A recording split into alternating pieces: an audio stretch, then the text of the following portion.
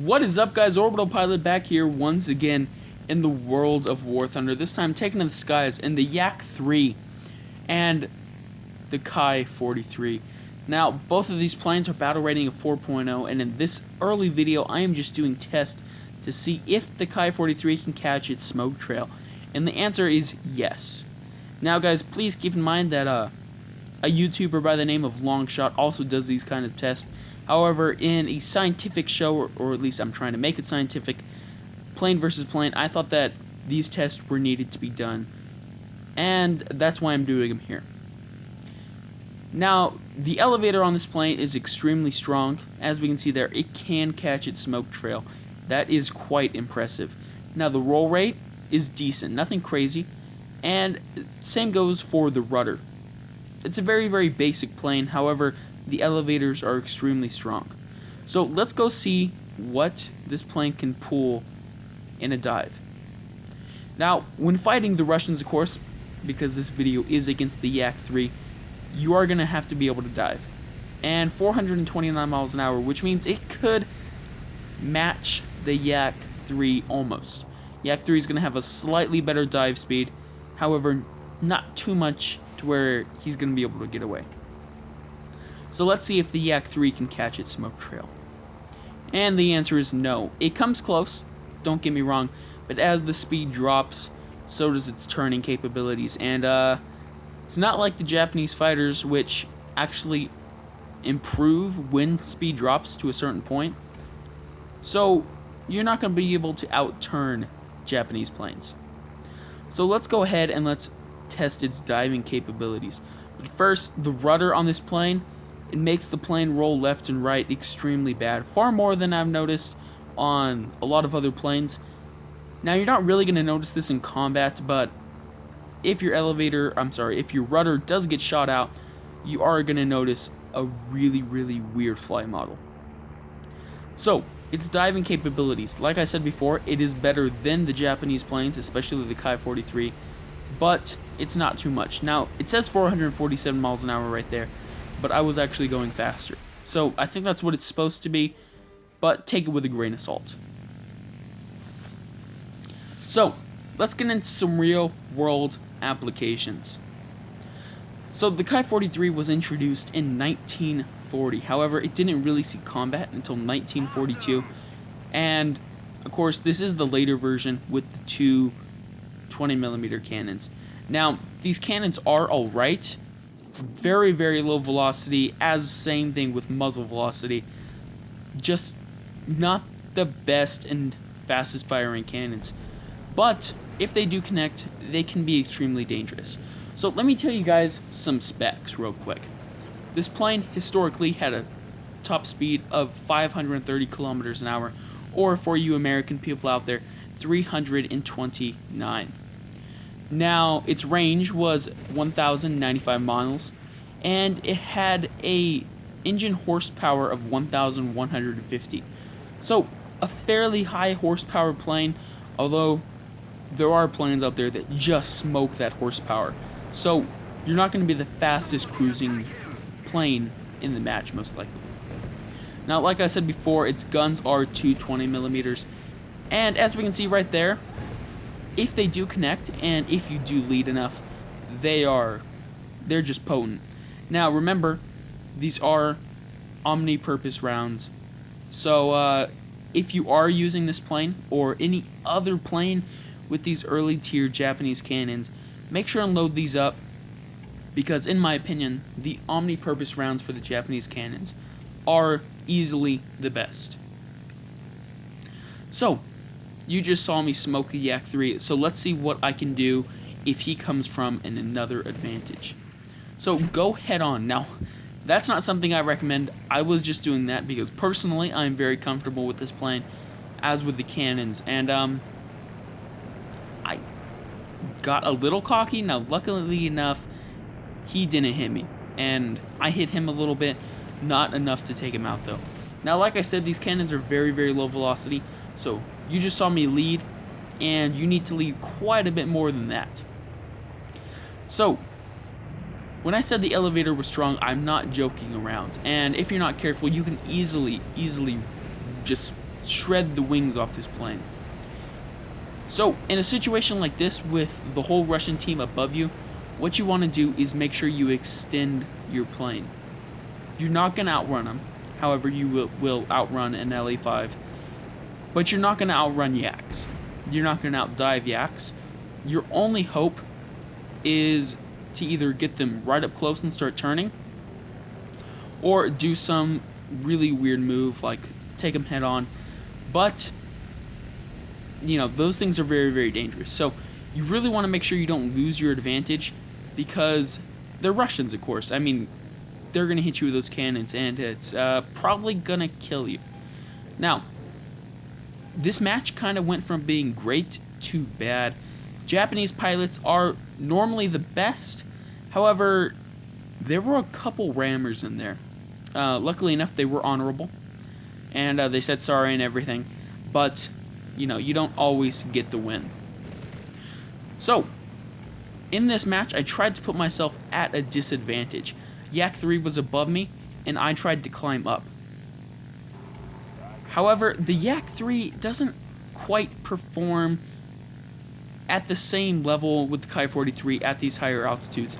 It does perform better, and like I said before, it doesn't perform at the same level. It's still a little bit above it, but not as much. So that's a big plus. Now, while dogfighting Yak-3s, what you really want to remember is you kind of want to drag their speed lower.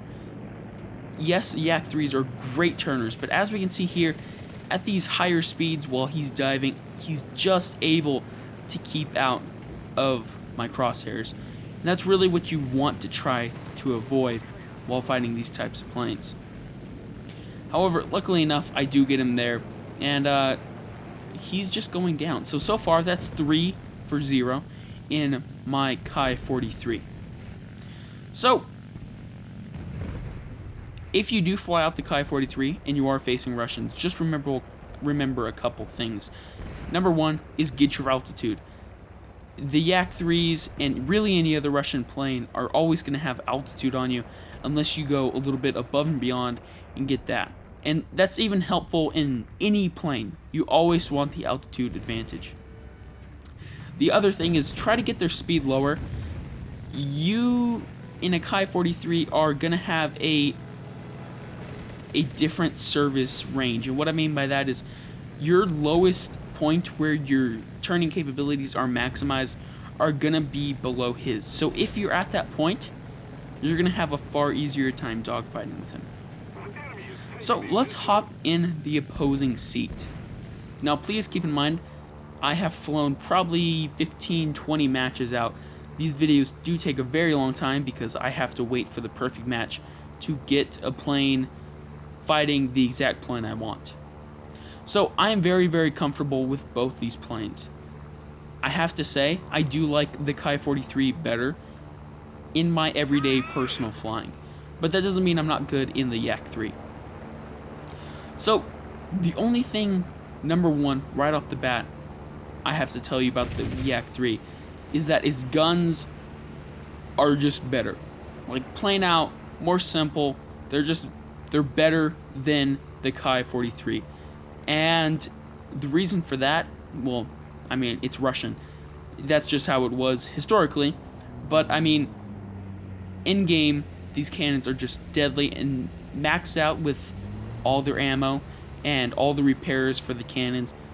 They're just extremely, extremely potent. Alright, so let me give you guys some stats on this plane.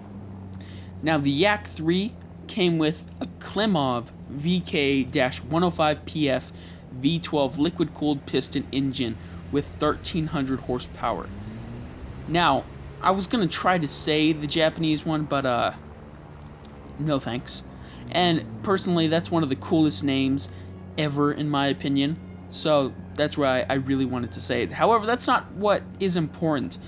What is important, though, is the liquid-cooled part and the 1,300 horsepower. So the Yaks really don't have an issue with heating up too much unless you're climbing super high and at a constant 100% throttle. However, down low and stuff, you're really not going to have an issue too much. Now, I'm not saying it's not going to overheat, but the Ki-43 overheats far more. Also, the 1300 horsepower engine at low altitude means that you're going to be able to outrun just about every Japanese plane. And that's going to come up big, especially here in a minute. So, this plane also had a maximum speed of 407 miles an hour, or 405 miles for the range. Now that's not important in War Thunder, of course, because you're not flying for 405 miles, but the 407 miles an hour is extremely important. So let's take a look right here, and going head on, never recommended, but in a situation like this, which I, keep in mind, purposely put myself into, this is not the situation I would recommend, but I was trying to see what I could do against Japanese planes, especially the Ki-43, in this type of situation. So, the reason I had to go head on with the Ki-43, that was because I was going to outrun him. He was desperate, he wanted to get a kill, and that kind of led to his death. Now, when fighting Ki-43s in this plane, there are a couple things you have to remember. Number one is, you do have a Shavak with 150 rounds and two 12.7s. Now, I bring this up not because of the firepower. We all know the Yak's guns are ridiculously strong. Like, crazy strong. Like, I favor the 2 MGs and the 1 cannon over the Yak 3P's weapons. I like the more ammo, and I think they do just as much damage as the Yak 3P's guns. So, it's not about the firepower. However, what I do see quite a bit of Russian players doing is just laying on that trigger finger. And with only 150 rounds, it's not going to work too well. Now, I did get shot down, but there's only so many things you can do. So, if I had been a little bit more careful with my trigger finger right there, I would have killed that guy. But I did miss, so sadly enough, I didn't get him. Now, I died the match before, and that's my second hint at what to do with the Yak. Don't lose your altitude against Japanese. I know it's going to be hard for some Russian players who are used to having the advantage in turning capabilities, but against the Japanese, you simply do not have any advantage when you're low and slow on the ground. And that's the situation I put myself in last game, and that is what killed me. Sadly enough, I don't live this match either. However, what I do is I do exercise far better tactics in this plane. Other than leaving my flaps down, not the smartest idea. So, you want your altitude advantage because, like I said, you have no advantage. None. Your only advantage is top speed against these guys. Climb rate, you know, it's decent. On the Yak 3, I get to about 5,000 meters in 4 to 6 minutes, depending on what I'm climbing at.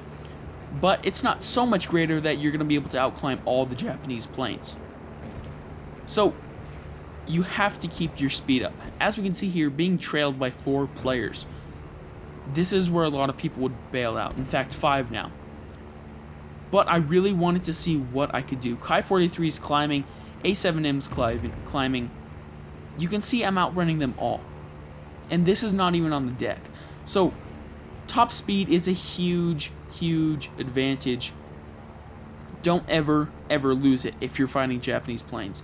Ki-43 especially, because it's a very, very well accelerated plane, along with turning capabilities, it's easily going to be able to kill you if you get slow. So, what I'm doing here is I'm simply taking the plane all the way up almost into a stall. Now, head-ons are not what I'm gonna recommend. However, if your team is fully dead, I do recommend going head-on, because as we can see there, light one dude on fire, and they're gonna let you all pretty much go head-on. I mean, some of them are gonna learn and not go head-on with you, but not all the time, which means you're gonna have the chance of getting far more kills. Now here's where I made my dreadful mistake. I lit that guy on fire. However, I wasn't going too much faster than him, so I couldn't extend away. So I had to dive to live. Now, knowing my luck, his fire goes out, but eventually he will die. He has no engine. So, it's only a matter of time before he crashes. So here's where we get to see something really incredible. I dove down, and now I am in a shallow climb, probably around 5 to 8 degrees. So I'm losing speed. Japanese planes, including an A7M, are all diving and trying to climb up to me. Now I do level out, however, they are still unable to catch me. And that came to a shocker, because in the Yaks, most people are used to being caught up to and being shredded down by American planes. However, when you're facing the Japanese, you're able to extend away. So, these are my tips for fighting these two planes against each other. If I had to pick one to go in battle, I would probably choose the KI-43. It's just a more well-rounded and robust plane in my opinion, but that is my opinion. So let me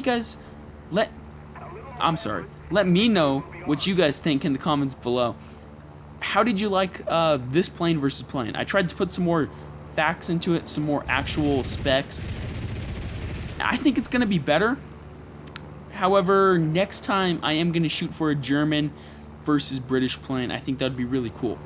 I also wanted to know what you guys thought of doing. Maybe some player versus player action, or some subscriber versus me action. I thought that'd be pretty cool. Let me know what you guys think in the comments below. So, thank you guys for watching, and I will see you next time.